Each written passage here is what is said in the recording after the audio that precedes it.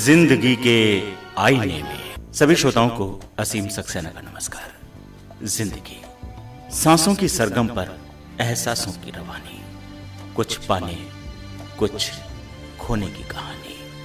समय इंसान को बहुत कुछ देता है, बहुत कुछ हाथों से फिसल भी जाता है। जिंदगी में एक वक्त ऐसा भी आता है जब हम कुछ पल ठहरते हैं, जिंदगी के आईने में बीते हुए लम्हों को निहारने की कोशिश करते हैं। ऐसे में लबों पर कभी मुस्कुराहट थिरकती है तो कभी आंखों की कोर से आंसू भी झांकते हैं। ये आईने से अकेले में गुफ्तगू क्या है, ये आईने से अकेले में गुफ्तगू क्या है। जो मैं नहीं हूँ तो फिर तेरे रूबरू क्या है, ये आईने से अकेले में गुफ्तगू क्या है। श्रोताओं, खुशनसीबी है हमारी कि आज हमारे साथ वो शख्स है जिसने हॉकी को जिया है, अपना सब कुछ इस खेल के लिए समर्पित किया है। एक लंबा अनुभव उनके साथ है। शायद ही कोई ऐसा नामी खिलाड़ी हो जिसके साथ उन्होंने खेला ना हो या उनका आशीर्वाद उन्हें प्राप्त ना हुआ हो। रामपुर में वरिष्ठ खिलाड़ियों का जब भी जिक्र आता है तो एक ही नाम बड़े ही आदर के साथ, अदब के साथ लिया जाता है, जनाब लड्डन खां साहब का। रामपुर के वरिष्ठतम हॉकी खिलाड़ी हैं आप। आपका आशीर्वाद इस खेल को, बल्कि तमाम खेलों को वक्त वक्त पर मिलता रहा है। आज हमारे साथ हैं लड्डन खां साहब। पहले तो ये बताइए कि आकाशवाणी रामपुर के स्टूडियो में आकर आप कैसा महसूस करते हैं? मेरे यहाँ कई बार प्रोग्राम हो चुके हैं जी, कम से कम 6-7-8 बार। तो मैं ये समझता हूँ कि इससे अगर ऐसे प्रोग्राम चलते रहें तो बहुत कुछ बढ़ावा मिलता है और जानकारी होती है बहुत ज़्यादा। खेलों की तरफ लड्डन खां साहब कब से आपका रुझान हुआ? कितने छोटे थे आप, कुछ याद है? मैंने साहब को 9 वर्ष की उम्र से हॉकी शुरू कर दी थी। और मैं समझता हूँ कि अगर स्कूल कॉलेजेस में बच्चों को सिखाएं तभी हम लोग अपना जो खोया हुआ मुकाम है हासिल कर सकते हैं। मगर यहाँ इत्तेफाक से बदनसीबी है कि स्कूल कॉलेजेस में फीस तो ली जाती है स्पोर्ट्स के नाम से, मगर प्रैक्टिस कहीं नहीं होती। तो आपने जब 9 साल की उम्र से हॉकी खेलनी शुरू की तो किसको देख के आपके मन में विचार है? क्योंकि उस समय तो ऐसा माहौल भी नहीं होगा। नहीं, हमारे यहाँ असल में रामपुर में हॉकी थी सिर्फ। अच्छा। और वो ऐसा था कि गरीब मुल्क था, गरीब वो थे, तो हम लोग ऐसा भी करते थे कि बांसी की बॉल बना ली बच्चे और ऐसी उसके हॉकी बना ली और अपने खेलने लग गए। उसके बाद स्टूडेंट क्लब में जब मैं ज़रा अच्छा खेलने लगा तो वहाँ उन लोगों ने खिलाना शुरू कर दिया जो बड़े थे हमारे। जी जी। तो वहाँ से स्टूडेंट क्लब में मैं रहा और करीब 20 साल में स्टूडेंट क्लब का कैप्टन रहा और करीब 10 साल जनरल कैप्टन। पहले ये डीएसए होती थी हर जगह। अच्छा। District sports association. जी जी। हर डिस्ट्रिक्ट में। जी। तो उस डिस्ट्रिक्ट का भी मैं करीब 10 साल कैप्टन रहा रामपुर डीएसए का। और पहला नेशनल मैंने 1948 में बॉम्बे में खेला था हैदराबाद के खिलाफ। आपने 1948 का जिक्र किया, जिस समय आपने हॉकी खेलनी शुरू की थी, तो उस समय यहाँ पर स्थिति कैसी थी? क्योंकि वो तो शायद रियासत का दौर रहा होगा, हॉकी का चाहने वाला, हॉकी को प्रमोट करने वाला दौर था क्या वो? सिर्फ में स्टेट पीरियड था जी। इसमें एक जफर मसूद साहब थे अलीगढ़ यूनिवर्सिटी में, बहुत अच्छे खिलाड़ी थे। वो इस इत्तेफाक से रामपुर में काउंसिल सेक्रेटरी होके आ गए। तो उनको चूँकि खुद हॉकी के खिलाड़ी थे बहुत अच्छे, उन्होंने रामपुर में हॉकी को बहुत बढ़ावा दिया और हिजायत से कह के, ये आपने ग्राउंड देखे होंगे, स्टूडेंट क्लब है, यंगमैन क्लब है, जुल्फ़िकार क्लब है, ये रोलर टाइगर है, ये सब उन्होंने अपने उसे हिजायत से कह के 99 साल की लीज पे इस हॉकी क्लबों को दिलवाए और आज तक उन्हीं क्लबों के नाम से वो ग्राउंड है। उन्होंने उसमें बहुत ज़्यादा हॉकी को सपोर्ट किया रामपुर में, उनकी वजह से बहुत तरक्की हुई। कोई ऐसा यादगार मैच है आपको कि आप खेल रहे हों और रामपुर के नवाब साहब मैच देखने आए हों? अब ये आप पहले की बातें हैं। अच्छा। हाँ, देहरादून में मैंने सुना है कि रामपुर की जो मिलिट्री की टीम थी जी जी। उसका वहाँ बहुत ज़्यादा एक कभी उन्होंने ब्राउन साहब के नाम से एक टूर्नामेंट होता था वहाँ, कर्नल ब्राउन, जी। उसमें रामपुर की टीम जाया करती थी और उसमें नवाब साहब भी कभी फाइनल में टीम आ गई तो पहुँच जाते थे। तो ये रामपुर में बहुत पहले थे और कई खिलाड़ी रामपुर में ऐसे थे जो ध्यानचंद जी के अगेंस्ट में भी खेले। अच्छा। मिलिट्री में थे। एक वाजिद खां थे, फुल बैक खेलते थे। एक यामीन खां साहब थे जो सेंटर हाफ खेला करते। आपकी ध्यानचंद जी से मुलाकात कब हुई और किस तरह से हुई? मेरी ध्यानचंद जी से मुलाकात 1950 में हुई। अच्छा। 50 में हम दिल्ली में नेशनल खेल रहे थे। इत्तेफाक से हमारा ओपनिंग ही मैच था। ओपनिंग उन्होंने की थी जनरल क्रियापा, कमांडिंग चीफ जो इंडिया के थे, उन्होंने ओपनिंग की थी और ऑल इंडिया सर्विसेज से हमारा मैच था जी। और ऑल इंडिया सर्विसेज के कोई ध्यानचंद जी थे। तो उस हमने एक गोल से लीड लिए खेल रहे थे हम। अच्छा, आप आगे थे? हाँ, रामपुर की टीम एक गोल से लीड लिए हुई थी। ध्यानचंद जी बैठे देख रहे थे मैच। जब हाफ टाइम हुआ तो ध्यानचंद जी ने अपनी सारी टीम को क्लोज किया तो मैं भी वहाँ चला गया कि देखूँ क्या कह रहे हैं ये। तो उन्होंने ध्यानचंद जी ने कहा कि देखो भाई, ये रामपुर की टीम है, मैं इन्हें जानता हूँ, इनके खिलाफ बहुत खेला भी हूँ मैं, और ये लोग तुम्हें पकड़ लेंगे, गिरा देंगे, तुम्हें करीब से नहीं निकलने देंगे। इनमें स्टैमिना नहीं है, लंबे लंबे गैप से तुम खेलो तब तो तुम इन्हें जीत सकते हो, और जो खेल तुम खेल रहे हो उस तरह नहीं जीत सकते। वही हुआ कि हाफ टाइम के बाद जो उन्होंने लंबे लंबे गैप बनाए हैं तो ऐसा मालूम हुआ हमारा कि जैसे नवाब गेट खुल गया। 5 गोल किए उन्होंने हाफ टाइम के बाद। अच्छा। 5-1 का रिजल्ट रहा। आपकी ध्यानचंद जी से कभी व्यक्तिगत मुलाकात हुई? बहुत करीब 1.25 घंटा हुई। ये आपने पेपर में भी देखा होगा। जी जी ब्रॉडवे होटल में जी। वहाँ पर कलकत्ता में ऐसा हुआ था कि उनका बड़ा लड़का राजकुमार मेरे साथ मोहन बगान में खेल रहा था। अच्छा। मोहन बगान ने मेरे साथ गुरबख्श इंडिया टीम के कैप्टन गोविंदा, अशोक, राजकुमार का छोटा भाई। तो किस दौर में आप खेले मोहन बगान से? मैं कोई 65 या 67 में 2-3 साल खेला मोहन बगान। अच्छा। तो उसी ज़माने में वो राजकुमार मेरे साथ था। राजकुमार हुआ ऑलरेडी ईस्टर्न रेलवे में नौकर भी था, मोहन बगान में हमारे साथ खेल लिया था। तो उसने राजकुमार ने मुझसे कहा कि डैडी आए हैं और वो कह रहे हैं सिलीगुड़ी जा रहे हैं। अच्छा। और वो उन्होंने ये कहा है कि एक चाइनीज़ जूता बहुत अच्छा बनाते हैं वो कलकत्ता में, तो एक चाइनीज़ का जूता मेरे लिए ले आओ। तो मैंने कहा यार राजकुमार, मैं भी चल रहा हूँ साथ में, और ब्रॉडवे होटल में ठहरे हुए हैं। तो साहब मैं उनके साथ में, कुमार और मैं, जूता खरीदा पहले हमने और ख़रीद के वहाँ पहुँच गए। तो वहाँ उनसे करीब आधा घंटा उनसे बातचीत हुई। अच्छा, ये भी मेरे साथ था, आप जानते होंगे यूनुस। जी जी जी जी। जो टीसी था। जी जी। ये भी मोहन बगान में खेल रहा था मेरे साथ। अच्छा। मैं ही से लेके गया था। कैसी पर्सनालिटी थी और किस तरह का ध्यानचंद जी की? ध्यानचंद जी कोई हाइट वाइट तो ज़्यादा नहीं थी। हाइट तो उनके जो छोटे भाई थे रूप सिंह, उनकी ज़्यादा थी। वो भी मेरे साथ बरेली में ग्वालियर के साथ खेले हमारे खिलाफ। तो आपने 1948 में अपना पहला नेशनल खेला, इसके बाद आपका हॉकी का सफर किस तरह से आगे बढ़ा? बस इसी तरह से आगे बढ़ा कि अगर मैं रामपुर में रहता तो मैं कुछ नहीं कर पाता। केडी सिंह बाबू बेचारे बहुत मेहरबान थे मेरे ऊपर, वो मुझसे बहुत कहते थे कि रामपुर छोड़ दे तो कुछ हो जाएगा, नहीं तो वो उनका एक लेटर भी मेरे पास है, कभी होगा तो आपको दिखाऊंगा, जो उन्होंने नॉर्दर्न रेलवे के मैनेजर के नाम लिखा है। अच्छा। मेरे लिए, मगर मेरी बदनसीबी थी, मेरे हालात ऐसे थे कि मैं जा नहीं सका। तो केडी सिंह बाबू बेचारे बहुत चाहते थे मुझे।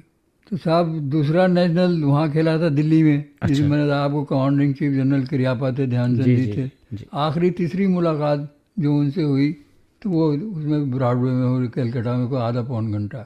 उसके बाद मैंने फिर तीसरा नेशनल खेला भोपाल में 1951 में।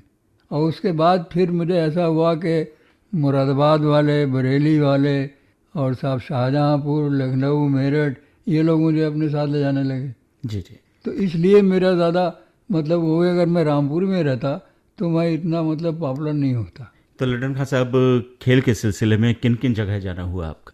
देखिए, मद्रास, बॉम्बे, कलकत्ता, दिल्ली, लखनऊ, बंगलौर, भोपाल, ग्वालियर, तो मतलब और इधर यूपी साइड में तो सभी, रोहिलखंड में तो नैनीताल वगैरह, रानीखेत, ये तो सब हैं ही। केडी सिंह बाबू भी हॉकी का एक सम्मानित नाम है और आपको उनका आशीर्वाद मिला। बहुत साथ उनको रहा आप मेरा। किस तरह से देखते हैं, उनके साथ मुलाकात को? मैं तो साहब ये समझता हूँ कि उनको, आपने शायद सुना होगा, उनको एक गोल्ड मेडल मिला था, मैं सुना था अमेरिका ने दिया था उनको, अच्छा। बेस्ट खिलाड़ी होने का। और उनका गेम ऐसा था कि कुछ ऐसा ध्यानचंद जी से मिलता जुलता। जो ध्यानचंद में जिनमें चीज़ें तो लोग कहते हैं बॉल हॉकी में चिपक जाती थी, जी जी। वो थोड़ी बहुत बाबू साहब में भी थी। और बाबू साहब में ये था कि फॉरवर्ड लाइन को सजा देते थे, इतनी अच्छी फील्डिंग करते थे। बाबू साहब के साथ में एक बलवीर सिंह खेला करते थे सीनियर, वो सेंटर फॉरवर्ड खेलते थे, और उद्धम सिंह, जी जी। उद्धम सिंह लेफ्ट इन थे। ये इंडिया की टीम बता रहा हूँ आपको। जी जी जी। और राइट इन बाबू साहब, तो ये दोनों इतने अच्छे थे, लेफ्ट इन उद्धम सिंह और राइट इन बाबू साहब, कि इन्होंने सारा सबको काटा और बलवीर के सामने रिंग में रख दी कि ले मार दे। अब बलवीर सिंह साहब 6 फीट के आदमी थे, तो उनका हिट मारा तो गोल सा। इस इंडिया में आज तक जितने स्कोर सबसे ज़्यादा किए हैं बलवीर साहब ने किए हैं, और इन्हीं दो की वजह से। लटनगा साहब, आप किस पोजीशन से खेलते थे? मैं साहब पहले तो मैं राइट इन खेलता था, राइट इन से मैंने शुरू किया। बाबू साहब भी राइट इन खेलते थे। और उसके बाद जब मैं कलकत्ता पहुंचा सन 62 में, तो फिर मैंने, चूँकि मेरा इतना स्टेमिना नहीं रहा था मेरे पास, फॉरवर्ड लाइन में बहुत स्पीड चाहिए, वो स्पीड नहीं थी, तो सेंटर हाफ में थोड़ा रेस्ट मिल जाता। मैंने मोहन बगान में खेला, 3 साल सेंटर हाफ खेला, और सारे ओलंपियन मेरे साथ थे। गोविंदा था मेरे साथ, इनामुर रहमान था मेरे साथ, गुरबख्श इंडिया टीम का कैप्टन था मेरे साथ, अशोक था मेरे साथ, ये सब लोग मेरे साथ थे। इतने नामी खिलाड़ियों के साथ आप खेले, और जिस समय आपने खेलना शुरू किया, यकीनन वो भारतीय हॉकी का गोल्डन दौर था। जी। दादा ध्यानचंद ने पूरी दुनिया में भारतीय हॉकी की पहचान करा दी थी, और सब मानने लगे थे कि हिंदुस्तान से बेहतर हॉकी कोई नहीं खेलता। कैसा लगता था उस वक्त हॉकी से जुड़ा आप होना? देखिए, हिंदुस्तान की पहचान अगर असल में फॉरेन कंट्री में कराई है तो हॉकी हॉकी की ने बदौलत है। कराई। जी। ध्यानचंद जी की कप्तानी में सन 32 से लेके 36 तक कंटिन्यू वर्ल्ड कप जीता है। ये आप देख लें, हिस्ट्री में है ये। जी जी। तो ये सारी से जो पहचान हुई इंडिया की, वो हॉकी से हुई। और ध्यानचंद जी के जैसे एक और भी बहुत अच्छे खिलाड़ी थे जो ध्यानचंद जी के ज़माने के थे, उनके साथी थे, वो थे हाबुल मुखर्जी, जिन्होंने इंडिया की टीम को कोच किया। जब हिंदुस्तान पाकिस्तान बन गया उसके बाद भी इंडिया जीत के आई। वो हाबुल मुखर्जी की उसमें जीत के आई थी। तो बहुत अच्छे अच्छे खिलाड़ी इंडिया ने पैदा किए। अब पता नहीं क्या है, असल में ये हो ये रहा है कि छोटे बचपन से, जैसा मैंने आपसे पहले कहा कि स्कूल कॉलेजेस में जब तक ये नहीं आएगी 9-10 बरस की उम्र से, तब तक ये ठीक नहीं हो सकता। पहले आपने जिक्र किया कि हॉकी के क्लब हुआ करते थे, और रामपुर के क्लब खासे मशहूर होते थे, दूर दूर तक टूर्नामेंट खेलने जाया करते थे। तो ये रिवायत क्यों खत्म हो गई? ये रिवायत ये ख़त्म हो गया कि स्कूल हॉस्टल खुल गए। गवर्नमेंट इतना पैसा खर्च कर रही है इस पे कि अगर इसको कायदे से हो तो एक नहीं 2 टीमें निकल सकती हैं जी। मगर बस वही है, अब क्या क्या बताऊँ, हॉस्टल तो हैं, लड़के सिफारिश हो गए, किसी मिनिस्टर साहब का है तो कोई पैसे दे के आ गया, तो ऐसे जो लड़का रखने के लिए है काबिल उसको नहीं लिया जाता। ये बात है असल में। वरना हमारा इतना बड़ा देश हिंदुस्तान, हमारी टीम नहीं बन सकती क्या? एक मामूली सा अर्जेंटीना और कोरिया ये गजब ढाए दे रहे हैं। लटनगा साहब, आपने अपने करियर में बहुत सारे हॉकी मैच खेले होंगे। कोई ऐसा एक हॉकी मैच या 1-2 हॉकी मैच ऐसे होंगे जो आपके लिए खास तौर पर यादगार होंगे, आज भी आपके जहन में उसकी यादें ताज़ा होंगी? साहब, एक मैच यादगार है, शाहजहाँपुर में गांधी मेमोरियल हम लोग खेल रहे थे, हमारी टीम खेल रही थी स्टूडेंट क्लब जी। और हमारा सेमीफाइनल मैच था पंजाब पुलिस से। तो पंजाब पुलिस में उस ज़माने में 9 इंडिया की टीम खेला करते थे। अश्वनी कुमार साहब DIG थे, उन्होंने बहुत शौक था, उन्होंने टीम बनाई थी। तो 9 इंडिया के उसमें खेला करते थे। धर्म सिंह साहब एक बैक थे 6 फुट से ऊपर के आदमी। अब मैं छोटा सा आदमी राइट इन खेल रहा था। 15 मिनट तक ऐसा हुआ और पाकिस्तान फाइनल में पड़ी हुई थी। अच्छा। हमारा सेमीफाइनल था पंजाब पुलिस से। तो ऐसा हुआ कि 15 मिनट तो उन्होंने मुझे हाथ नहीं रखने दिया। राइट से मैं काटता था, उन्होंने हाथ बढ़ाया, बॉल ले ली। लेफ्ट से काटा, उन्होंने हाथ बढ़ाया। मैं बहुत परेशान, बड़ा नर्वस कि करूं क्या, इतना लंबा चौड़ा। अब इंडिया टीम के वो खिलाड़ी।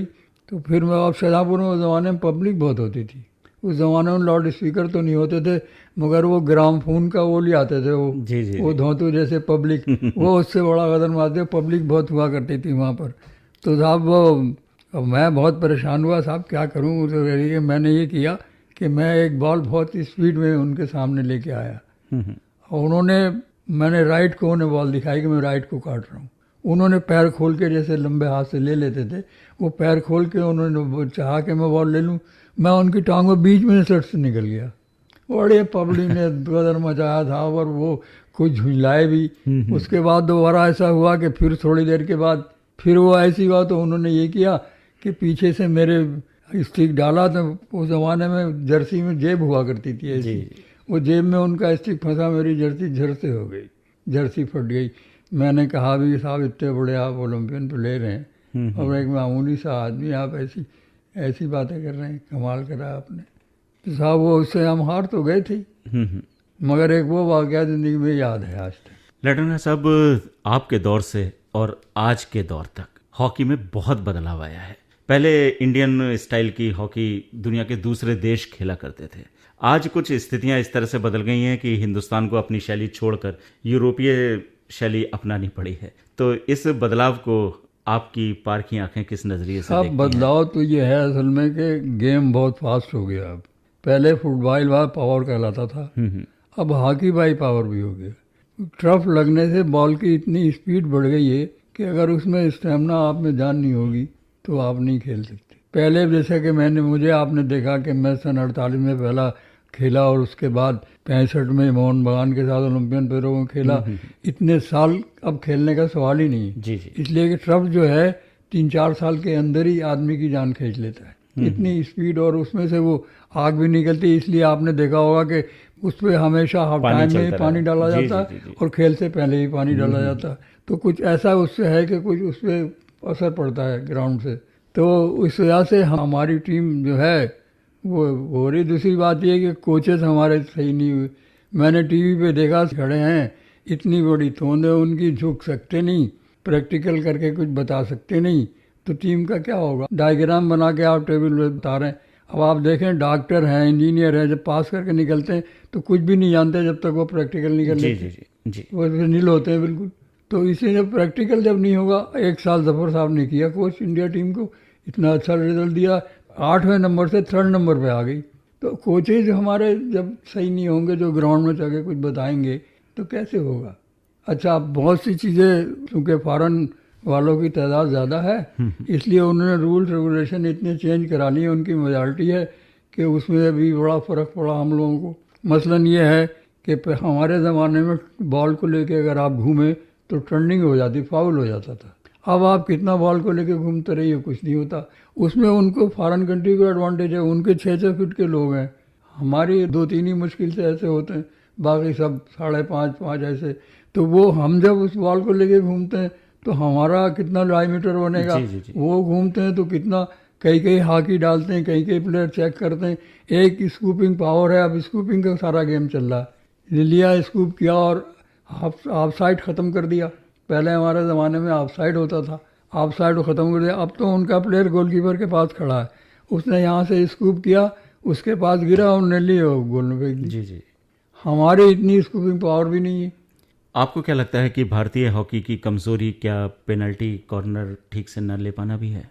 अब पेनल्टी कॉर्नर में देख लीजिए आप, फॉरेन वाले इतनी प्रैक्टिस करते हैं और उसको, उनके अगर 3 पेनल्टी कॉर्नर में मिलते हैं तो 2 ज़रूर गोल होते हैं। हमारे 3 मिलते हैं तो 1 भी मुश्किल से होता है।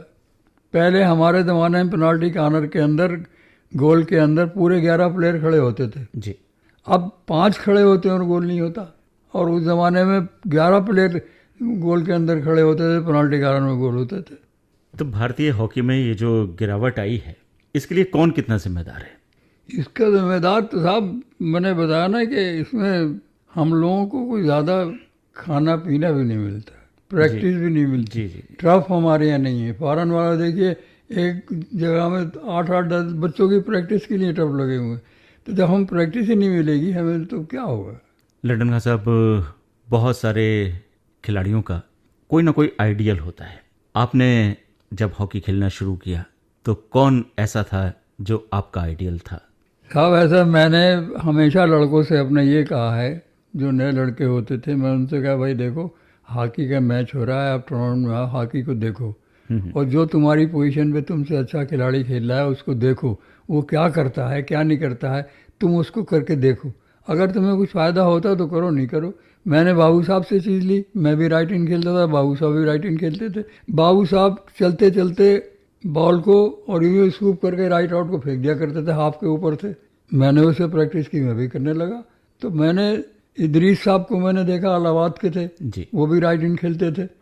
असल में इंडिया में चांस इदरीस साहब को सिर्फ बाबू साहब की वजह से नहीं मिला, क्योंकि दोनों एक ही टाइम में थे, वरना इदरीस साहब भी बहुत स्पीड उनकी बहुत थी विद बॉल। इतनी स्पीड मैंने विद बॉल किसी में नहीं देखी जो इदरीस साहब में थी। बाबू साहब को कंट्रोल बहुत था, हॉकी पे बॉल पे कंट्रोल बहुत था, वो जो आता जहाँ जाते थे घुमा लेते थे।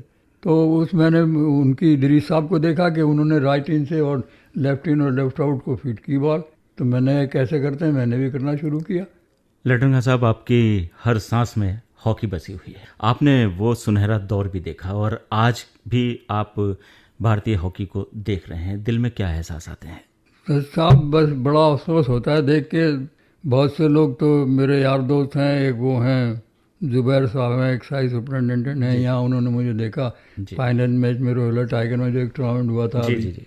तो उन्होंने मुझसे कहा चाचा क्या करोगे तुम देख के, तुम्हें क्या मज़ा आएगा, क्यों आ जाते हो? मैंने कहा भाई टाइम पास करने आ जाता हूँ, क्या करूँ, टाइम पास नहीं होता, यही देख लेता हूँ। तो वाकई ये है। अब सर दूसरी बात ये कि अब नए लड़कों में एक और चीज़ आ गई है। एक लड़का बड़ा अच्छा खेल रहा था मेरे ही क्लब का, मैंने उससे कहा भाई देख तू बहुत अच्छा खेलता है, तेरे पास सब कुछ है, मगर खिलाड़ी वो है जो दूसरे की बॉल से खेले, अपनी बॉल से तो हर एक खेल लेगा, एक बॉल है आप घुमाते फिर रहे हैं। जी जी। जैसे ध्यानचंद जी ने मुझसे कहा था कलकत्ता में, अंडरस्टैंडिंग भी टीम की बहुत ज़रूरी चीज़ है, एक दूसरे की समझ को, बॉल कहाँ फेंकता है क्या करता है, ये उन्होंने बताया था कि अंडरस्टैंडिंग बहुत ज़रूरी चीज़, टीम में अंडरस्टैंडिंग नहीं होगी वो खेल ही नहीं सकती। तो मैंने उससे ये कहा, समझाया, मगर वो उन्होंने कहा चाचा आपके ज़माने का खेल नहीं है, ये जवाब दिया जी। उस ज़माने से। उस बात से मैंने आज तक किसी को बताना ही छोड़ दिया, क्या करूं जो ऐसा जवाब दिए। दिल में एक दर्द भी होता है और अफसोस भी होता है कि क्या दौर था वो और आज हम कहाँ आ गए हैं। किस डेडिकेशन के साथ खिलाड़ी मैदान में उतरा करते थे, बड़ों के प्रति, अपने वरिष्ठ खिलाड़ियों के प्रति कितना सम्मान होता था, आज वो सब कुछ गायब है। शायद सफलता के लिए जो शॉर्टकट लेने का तरीका चल निकला है उसने खेलों को काफ़ी नुकसान पहुंचा है। हाँ लल्टन खां साहब, हॉकी के लिए आप अब किस रूप में सेवा दे रहे हैं? मैंने आपसे कहा ना पहले भी कि अगर हमें अपने देश का वो विकार हासिल करना है जो हमें कभी था, हमारा केडी सिंह बाबू साहब के ज़माने तक हम वर्ल्ड कप जीतते रहे, जब तक कैप्टन तो वो रहे, उसके बाद फिर हमारी हारी शुरू हो गई। तो मैंने कहा ना ये कि हम अगर छोटे बच्चों पे तवज्जो नहीं देंगे, स्कूल कॉलेजेस में इंटरेस्ट नहीं लेंगे, तो हमारा सुधार होना बहुत मुश्किल। तो इस वक्त आप बच्चों को सिखा रहे हैं? मैं बच्चों को अब सन 2005 तक सिखाया, अब मुझ में इतनी जान नहीं रही, अब इस वक्त मेरी 82 है जी। तो अब मुझ में इतनी जान नहीं रही है। मैं अब मेरा पोता बहुत शौकीन है, बहुत खेलता है, मैं उसी को नहीं बता सका। 82 साल की आपकी इस वक्त उम्र है जी। और हॉकी आपने बहुत पहले से 9 साल की उम्र से खेलना शुरू कर दी थी, तो आपके घर से किस तरह की सपोर्ट मिली आपको? घर से तो मेरा बचपन में फादर की डेथ हो गई थी, बहुत गरीब आदमी, मेरा दुनिया में कोई था नहीं, ना मेरा कोई बहन वहाँ था, मैं और माँ सिर्फ। माँ ही चाहती थी कि तुम रामपुर मत छोड़ो, इसीलिए मैंने रामपुर नहीं छोड़ा। केडी सिंह बाबू साहब ने चाहा, appointment letter NE railway Gorakhpur का मेरे पास आ गया, 15 दिन वो मुझे ले गए बॉम्बे में, ले जाके उन्होंने इन्विटेशन गोल्ड कप खिलाया अपने साथ। अपॉइंटमेंट लेटर दे दिया, मगर मेरी माँ ने मना कर दिया कि मैं वहाँ गोरखपुर नहीं भेजूँगी। मेरी माँ, दुनिया में मेरी माँ के अलावा कोई था नहीं, इसलिए मैंने वो नहीं किया। मुझे असल में सारी सपोर्ट जो मिली वो हॉकी की वो ब्रिटिश पीरियड में ज़्यादा मिली। अच्छा। मैं फुटबॉल भी खेलता था बहुत अच्छी, फुटबॉल की वजह से मुझे टेक्सटाइल में नौकरी मिली, फुटबॉल की वजह से मुझे शुगर फैक्ट्री में नौकरी मिली। वो एक अंग्रेज़ था एक एडवर्ड, जनरल मैनेजर टेक्सटाइल का, वो खुद फुटबॉल खेलता था, उसने मुझे फुटबॉल खेलता देखा। मेरी उम्र उस वक्त कोई 15-16 साल थी, बाप की मेरे डेथ हो चुकी थी। तो उनने मुझे देखा तो मुझसे बोला कि तुम कहाँ पढ़ते हो, तो मेरे आंसू निकल आए। मैंने कहा मेरे बाप की डेथ हो गई, मैं पढ़ता वढ़ता कुछ नहीं है। फिर क्या करोगे? मैंने कहा आप कुछ मेरी मदद करें। उर्दू बहुत अच्छी बोलता था वो। तो मैंने कहा आप कुछ मेरी मदद करें। तो उसने मुझसे कहा अच्छा तुम कल टेक्सटाइल में आ जाओ, मैं कुछ करूँगा। वो मैं पहुँचा साहब उसके पास। उसने मुझसे कहा तुम क्या करना चाहते हो, तुम्हारे मन में क्या है? मैंने कहा मैं बिजली का काम करना चाहता हूँ। तो उसने मुझे एज ए अप्रेंटिस 15 रुपये का अच्छा। पेड अप्रेंटिस लगा दिया। उससे हमारी गुजर बसर होने लगी। उसके बाद जब हिंदुस्तान पाकिस्तान बना तो टेक्सटाइल की हालत ख़राब हो गई, रुई मिलती नहीं थी, 15-15 दिन टेक्सटाइल बंद रहती थी। तो इसी तरह एक यहाँ रामपुर जब मर्ज हुई है, सबसे पहले एक कमिश्नर आए थे रामपुर में, जय किरत सिंह जी। उनके नाम से एक फुटबॉल टूर्नामेंट हुआ पुलिस लाइन में। उसमें मैं खेल रहा था टेक्सटाइल की तरफ से। शुगर फैक्ट्री में 2-3 अंग्रेज खेल रहे थे, उन्होंने मुझे देखा खेलते हुए। उन्होंने मुझसे कहा कि तुम हमारे यहाँ आ जाओ। तो हालत टेक्सटाइल की बुरी थी, मैं वहाँ चला गया। फिर आखिरी वक्त वहीं खोल दिया। अच्छा, रामपुर में हॉकी का रिवाज ज़्यादा था, हर जगह हॉकी, हर जगह हॉकी। जब मसूद साहब कौंसल सेक्रेटरी आया अलीगढ़ से तो फिर रामपुर की हॉकी में 4 चांद लग गए। तो फिर वो हॉकी, तो अब हॉकी में ही दुनिया मुझे जानती, फुटबॉल से तो मुझे जानती। असल में हर नौकरी मुझे फुटबॉल नहीं दी।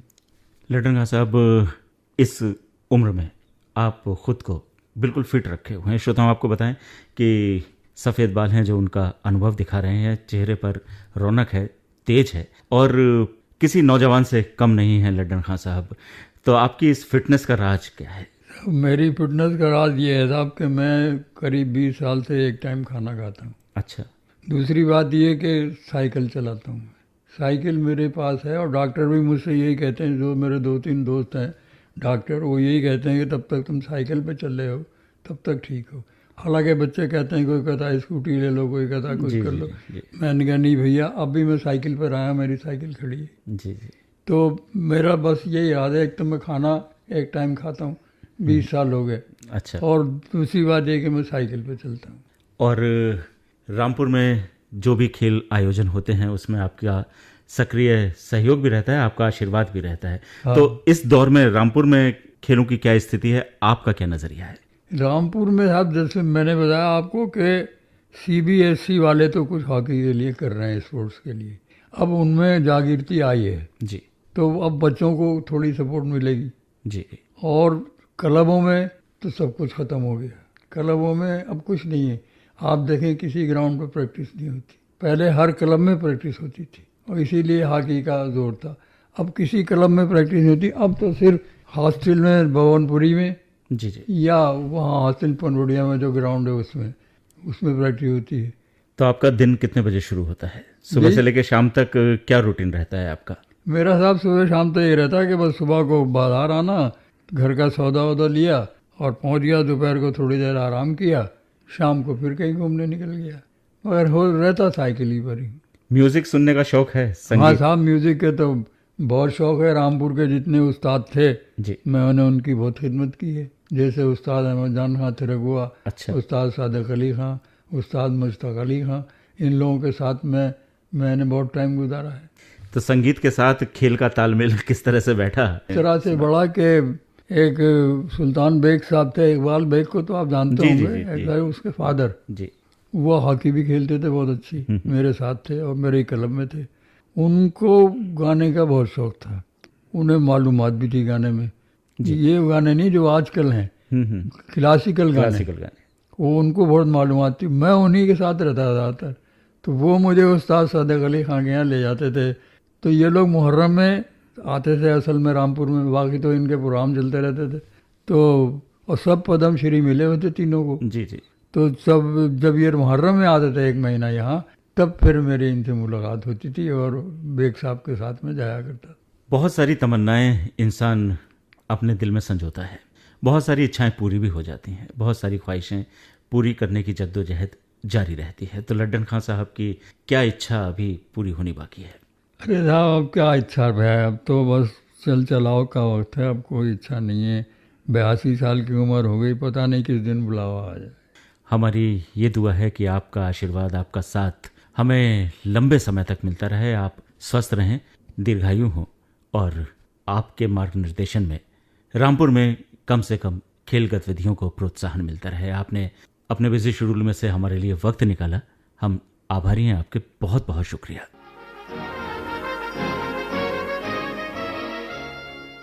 श्रोताओं, ये थी जिंदगी के आईने में कार्यक्रम की आज की कड़ी। अगले अंक में फिर हमारे साथ होगी एक और शख्सियत। तब तक के लिए असीम को आज्ञा दीजिए। नमस्कार। ये आईने से अकेले में गुफ्तगू क्या है, ये आईने से अकेले में गुफ्तगू क्या है, जो मैं नहीं हूँ तो फिर तेरे रूबरू क्या है, ये आईने से अकेले में गुफ्तगू